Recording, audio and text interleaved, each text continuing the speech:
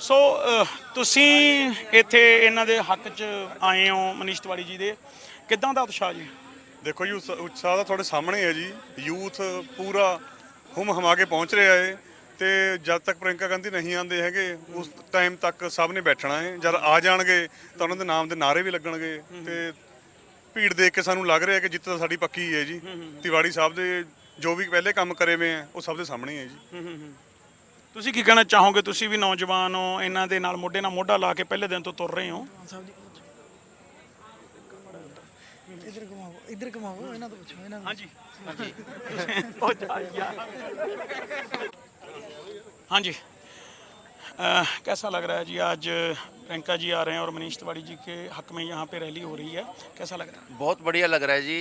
और हमें तो ऐसा लग रहा है कि हम जैसे लगभग 14 वर्ष का जो वनवास होता है वो काट करके आ रहे हैं और हमें ये गौरवान्वित महसूस हो रहा है। जैसे अब 10 साल है, जो 10 सालों में कुछ नहीं हुआ। यहाँ जैसे मान लो बच्चे हैं बड़ी दूर दूर जा रहे हैं पढ़ाई करने के लिए। हम मनी माजरा से हैं, मनी माजरा में कोई भी किसी भी प्रकार का कॉलेज की सुविधा नहीं है। सड़कें हैं वहाँ पे, अगर हम बाइक चलाते हैं, टू व्हीलर चलाते हैं, एक्टिवा चलाते हैं, हमें सड़कें ढूंढे या खड्डे ढूंढे हम।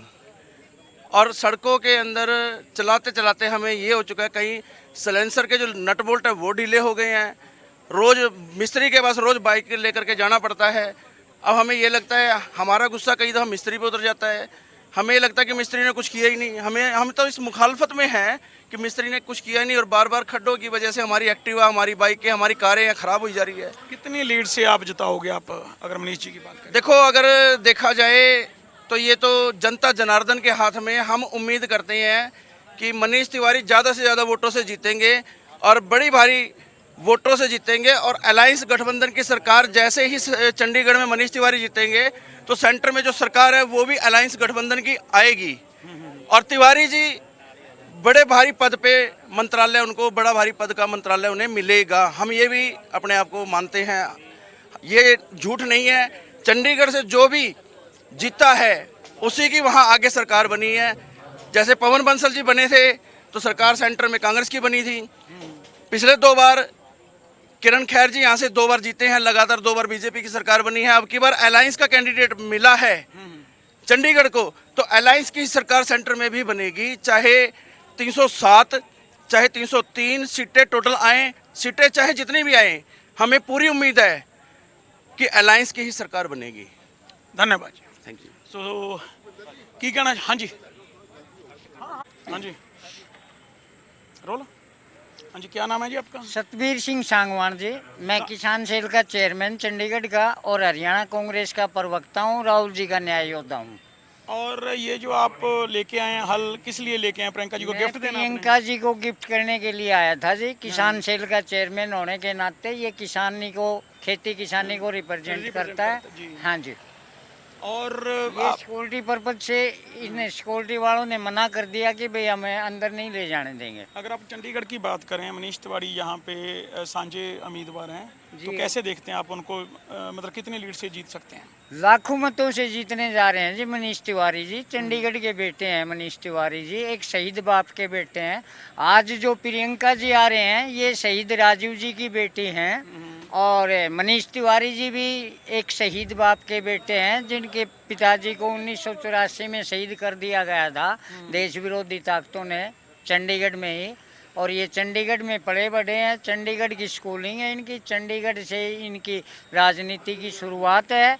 और मनीष तिवारी जी बेलाग बेदाग बेवाक नेता हैं और हम ग्रास रूट पे काम कर रहे हैं। और पूरा अलायंस मिलके, जिसमें समाजवादी पार्टी है, आरजेडी है और आपका इंडिया अलायंस की बाकी आम आदमी पार्टी है, सब मिलके काम कर रहे हैं और लाखों मतों से जिताने जा रहे हैं।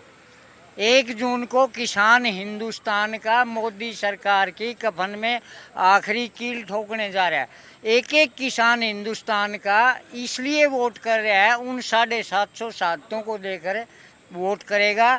हमें याद है वो दिन, 13 महीने हम पिछली बार पार्ट 1 किसान आंदोलन में दिल्ली बॉर्डर पे बैठे थे, और अब 100 दिन से ज़्यादा हो गए शंभू बॉर्डर पे, आज तक लड़ाई जारी है। और मैं साधुवाद देता हूँ राहुल गांधी जी को, इंडिया अलायंस को। उन्होंने किसान की बात सुनी, पहली बार हिंदुस्तान की किसी सरकार में नहीं सुनी गई, लेकिन पहली बार राहुल गांधी जी ने किसानों की MSP देने की गारंटी की बात करी है। और C2 फार्मूले से स्वामीनाथन आयोग की रिपोर्ट के अनुसार किसान को कर्जा माफी मुक्त भी करेंगे और MSP भी देंगे। और मैं 22 तारीख को हमारे चरखी दादरी में आए थे राहुल जी, उनसे बैठ के पूरी डिटेल में बात हुई है कि किसान का न्याय, ये जो 5 न्याय दिए हैं, नारी न्याय, युवा न्याय, किसान के न्याय और आपकी सामाजिक सिस्टम के हिसाब से हिस्सेदारी का जो न्याय है, और ये कमिटमेंट पूरी करती है कांग्रेस सरकार। हमारी कर्नाटका में सरकार है, वहाँ जो गारंटी दी राहुल जी ने वो पूरी की। ऐसे ही तेलंगाना में जो गारंटियाँ दी हमने, तेलंगाना की हमारी सरकार ने वो सारी गारंटियाँ सेंटर में आती है तो ये गारंटियां वो देते हैं, राहुल जी ने कहा है। हाँ बिल्कुल कहा है जी। धन्यवाद।